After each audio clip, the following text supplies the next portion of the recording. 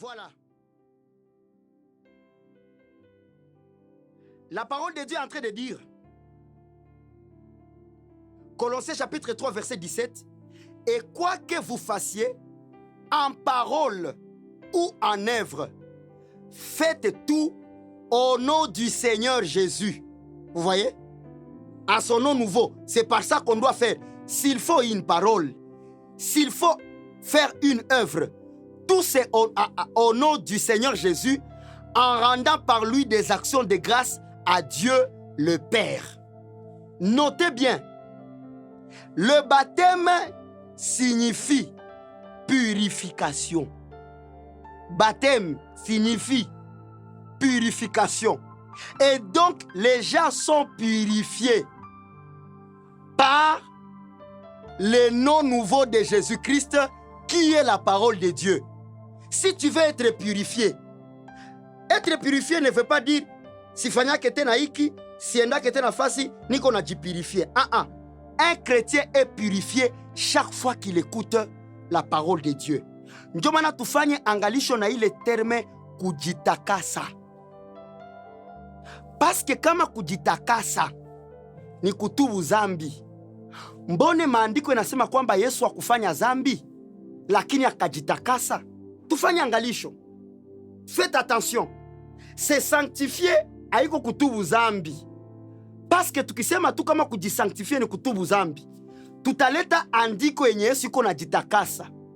Kama tu Yesu anajitakasa jua alitubu zambi, manake haiko tena mwana kondoo aondoae zambi.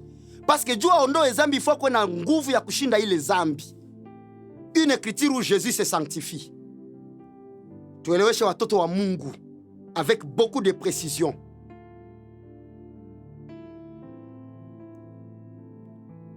La parole de Dieu déclare,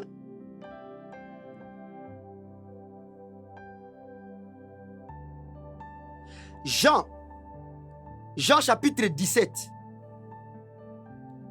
verset 18. Jésus-Christ dit ceci, écoutez, « Comme tu m'as envoyé dans le monde, je les ai aussi envoyés dans le monde. » Le verset 19. « Et je me sanctifie moi-même pour eux, afin qu'eux aussi soient sanctifiés par la vérité. » Comprenez ce verset. Jésus s'est sanctifié. Si Jésus s'est sanctifié, il était sans péché. Ça veut dire se sanctifier ne veut pas dire confesser ses péchés. Tunafika kwa kipindi ya utakaso. Ndiyo, ile kipindi inakuwa mkanisa. Tujitakase. Ndiyo, mais ae. Ça ne veut pas dire tupige magoti, makamasi, na machozi bichangane. Uko na tubu. Parce que vile uko na tubu tabirudilia tu. Kila mwanadamu mweko nanifata jue kama wakati yote unavaa mwili wa zambi. Wakati yote unavaa mwili. La parole dit, la loi du péché est écrite dans les membres de mon corps. Pourquoi sanctifier? Jésus dit, je me sanctifie moi-même. Comment Jésus s'est sanctifié? En annonçant la vérité. Et il dit, afin qu'eux aussi soient sanctifiés par la vérité. Ça veut dire, ce qui nous sanctifie, nous, les croyants de Béret, ce n'est pas la prière, ce n'est pas le jeûne. Ce qui nous sanctifie, c'est la vérité. Or, la vérité, c'est la parole de Dieu. Pour dire, à chaque fois que tunakalaka mkanisa tunaanza sikia parole de Dieu, ya kusema ni hii, tunakaribisha mhubiri kwa kipindi cha utakaso. Paske ni vyenye atasema njo vitatutakasa wala njo vitatuchafua. Angalisho, ukiikala mkanisa yenye kwa mafundisho ya uongo, hata kwamba haukufanya mabaya, uko mchafu mbele za Mungu. Parce que l'assemblée qui n'a pas la vérité, ce n'est pas une assemblée de saints, c'est une assemblée de morts. Ça veut dire, à chaque fois que tunakusanyika, tunamupokea muhubiri mwenye anatuhubiri vitu vyenye havishuhudiwe muinjili ya Kristo. Tunatoka mu assemblée de saints, tunageuka assemblée de Dieu, à assemblée de morts. Écoute ce verset. La parole déclare ceci.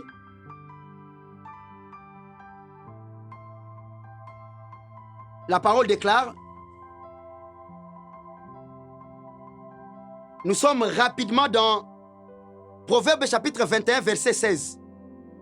l'homme qui s'écarte du chemin de la sagesse. Kila mwanadamu mwenye ataenda mbali na njia ya hekima. Nous savons que la parole dit Jésus-Christ a été fait pour nous sagesse. Tu connais ce verset-là. L'homme qui s'écarte du chemin de la sagesse reposera dans l'assemblée des morts. Manake kila mwanajitenga na njia ya hekima. Toute personne qui s'écarte des enseignements de Jésus-Christ, ce n'est plus une église, ça devient une assemblée de morts. Posez-vous les questions, combien de séminaires de morts tu as déjà assisté? Je vous donne des preuves. La parole est en train de dire dans Romains chapitre 8, verset 1er, il n'y a plus donc maintenant aucune condamnation pour ceux qui sont en Jésus-Christ. Il faut écouter les dangers de ces versets-là. C'est parce qu'en Jésus-Christ, nous sommes devenus de nouvelles créatures. Par la parole, nous produisons la même nature que Jésus-Christ. Tel il est, tel nous sommes dans ce monde. Papa, maman, mon frère et ma soeur, comment expliquer qu'avant la croix doit être égal à après la croix? Examinons d'abord le monsieur qui est passé à la croix. Il s'appelait Jésus-Christ. Mais après seulement la mort de la croix, son Père lui a souverainement élevé au-dessus de tout, en lui donnant le nom de la parole de Dieu. Nous n'avons pas cru, nous ne marchons pas selon un Jésus-Christ avant la croix. Suivez bien, nous marchons avec un Jésus-Christ après la croix. Parce qu'il y a ceux qui ont bénéficié du jour de la naissance et il y a ceux qui ont bénéficié du jour de la mort. C'est pourquoi la parole dit, mieux vaut le jour de la mort que le jour de la naissance. Chez nous les hommes, cette sagesse ne passe pas. Imagine quelqu'un vient de la maternité et que celui qui l'accompagne est en train de pleurer. Qu'est-ce que les gens vont dire? Donc il voulait que cette maman puisse mourir avec son enfant, c'est pourquoi il pleure. Ou bien au jour de la mort, quelqu'un est mort et puis toi tu arrives, tu commences à rire. C'est ça, vaut mieux le jour de la mort que le jour de la naissance. Kwenye mtu alikufa wewe unafika unaanza cheka. Batasema nini? Huyu ndio alimuua. Hatujua aishi tuko tunalia mais yeye iko na cheka. Ça veut dire ile écriture haipite mu sagesse humaine. Il faut kuielewa selon la parole de Dieu. Luc 24, 44, Jésus-Christ est en train de dire tout ce qui a été dit là, ça parlait de moi. Donc Jésus-Christ a un jour de la naissance et il a un jour de la mort. C'est pourquoi même Isaïe a dit un enfant nous est né, mais un fils nous est donné. Car Dieu a tant aimé le monde qu'il a donné son fils. En donnant son fils, ce n'était plus au temps de la naissance, mais c'est au temps de la mort. Un enfant est né, mais un fils est donné. Ceux qui ont aimé le jour de la naissance, c'est Israël. C'est pourquoi l'ange est parti annoncer la nouvelle au berger. Il a dit, aujourd'hui, que la joie se répande dans toute la maison de David, car leur sauveur est né. Ceux qui ont bénéficié de la naissance de Jésus, c'est Israël. Mais nous les païens, nous n'avons rien bénéficié de la naissance de Jésus-Christ. Parce que quand Jésus était né et qu'il enseignait, lui-même il disait à ses disciples, n'allez pas chez les païens et chez les samaritains. Jésus, mes frères, n'a prêché aucun païen. Aucun. Et c'est là que vous allez écouter les musulmans donner cette écriture disant, mais Jésus-Christ lui-même est en train de dire ici qu'il ne faut pas aller chez les païens. Et vous, vous êtes des païens. Oui, mes frères, vous avez raison. Mais ça ne s'est pas arrêté là-bas. La Bible dit, comme ils n'ont pas cru, comme Israël n'a pas cru en la parole de Jésus-Christ, le royaume leur a été enlevé et a été donné à une autre nation. Cette nation-là est différente d'Israël. 1 Pierre 2,9. Vous, au contraire, vous êtes une nation sainte. Sainte pourquoi? Parce que nous avons été sanctifiés par la parole. En recevant, c'est là maintenant que Paul va dire, Christ nous a ordonné d'aller chez les nations pour leur amener la bonne nouvelle. Nous, on n'a pas bénéficié de la naissance, mais nous avons bénéficié de la mort. C'est pourquoi l'évangile dit, car notre foi est assise dans la mort, l'ensevelissement et la résurrection. Et la parole dit, si Christ n'était pas ressuscité, votre foi serait sans force.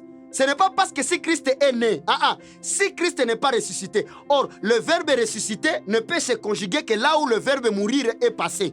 Vous comprenez ça? C'est par la mort de Jésus-Christ que nous avons été sauvés. Maintenant, ceux qui aiment le jour de la naissance, c'est qui? C'est Israël. Ceux qui aiment le jour de la mort, c'est qui? C'est nous les nations qui ont aimé Jésus par sa mort. Il nous a sauvés. Pour dire, la mort de Jésus-Christ et sa résurrection, c'est ça le sujet de notre gloire. Or, avant à la naissance, il s'appelait Jésus-Christ. Mais après la résurrection, il est appelé parole de Dieu. Ça veut dire notre force n'est pas attachée au nom de Jésus-Christ, mais notre force est attachée où? À la parole de Dieu. C'est pourquoi, toi qui es chrétien, tout ce que tu peux faire, fais-le selon la parole de Dieu. Un exemple, si l'un de vous donne un verre d'eau à son voisin à mon nom, comment tu vas le faire? Kamata ikopo ya maji uikunye kwa jina la Yesu. C'est pas comme ça. La Bible dit, à mon nom vous parlerez de nouvelles langues. Qui a parlé un jour une nouvelle langue là où il y a le nom de Jésus-Christ? Et on a une diversité de langues comme ça se dit aujourd'hui. Il faut comprendre les choses. Donner quelqu'un un verre au nom de Jésus, c'est le faire avec un cœur d'amour parce que tu as écouté la parole. Là, tu le fais à son nom. À mon nom, vous chasserez les démons. Kuko mtu mwenye akwaka, toka kwa jina la Yesu. Unasikia pepo inamjibia sitatoka. Et puis cha kushangaza, maandiko nasema Yesu alikuwa anasema mapepo zinalalamika. Leo makanisa zetu, she tunaanza lalamika, mapepo zinasema. Vitu vishageuka. Utasikia mwimbaji iko toka iko lalamika, pepo inamjibia kwa adabu, sitatoka. Kisha na mtupatia kazi, mimi nashuka mumugulu. Kisha natoka mumugulu inapanda mumakiki. Kisha natoka inashuka mutumbu. Ndio pale unakutana kijana iko nachezesha tumbu ya mama yake. Ni juu kazi ya shetani ni kuimilie watu. La bonne manière de délivrer une personne, c'est de lui enseigner la parole de Dieu. Mes frères, sans la parole de Dieu, tu n'es rien. La force d'une église, c'est la qualité de la parole de Dieu qui est donnée dedans. Et dans la parole de Dieu, il y a deux choses. Il y a ce que Dieu a dit à Moïse de venir dire et ce que Dieu a dit à Jésus-Christ de venir dire. Attention mes frères, je suis en train d'aller vers la fin de mon émission. C'est devenu aujourd'hui une stratégie de faire de l'église un lieu où on note la malédiction. Est-ce que c'est vrai? La réponse, c'est oui. Mais question, quelle est cette malédiction-là?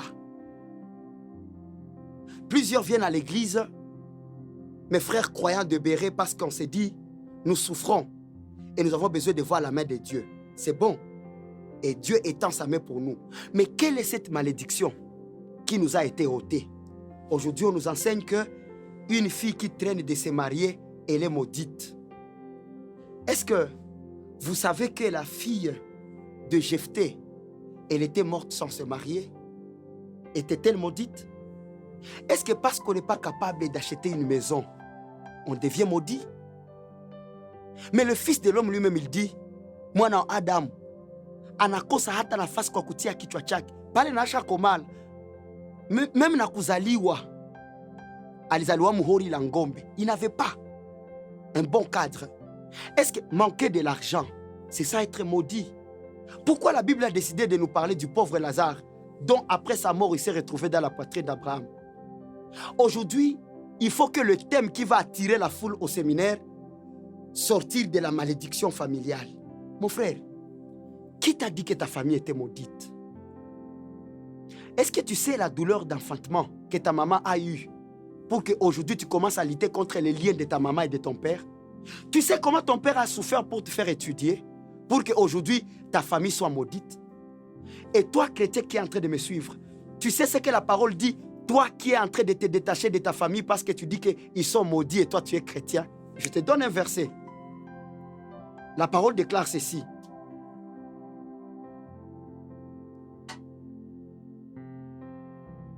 La parole déclare 1 Timothée chapitre 5 verset 8.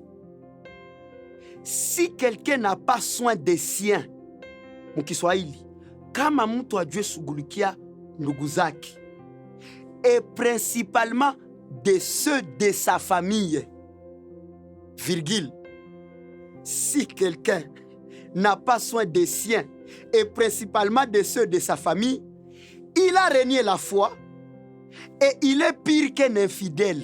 D'autres versions disent il est pire qu'un païen. Maintenant, toi qui es en train de dire que tu as abandonné ta famille parce qu'ils sont maudits, ta mère est maudite, ton père est maudit, n'est-ce pas toi qui es plus mauvais que l'infidèle? N'est-ce pas toi, tu as renié la foi? La malédiction, c'est quoi? Selon la parole de Dieu. Pour que uelewe kama tokea uliua nouveau nom de Dieu, nouveau nom de Jésus-Christ, tu ne peux pas être maudit. La parole est en train de dire, on lit ces versets. Galates chapitre 3 verset 10. Car tous ceux qui s'attachent aux œuvres de la loi sont sous la malédiction. Voilà.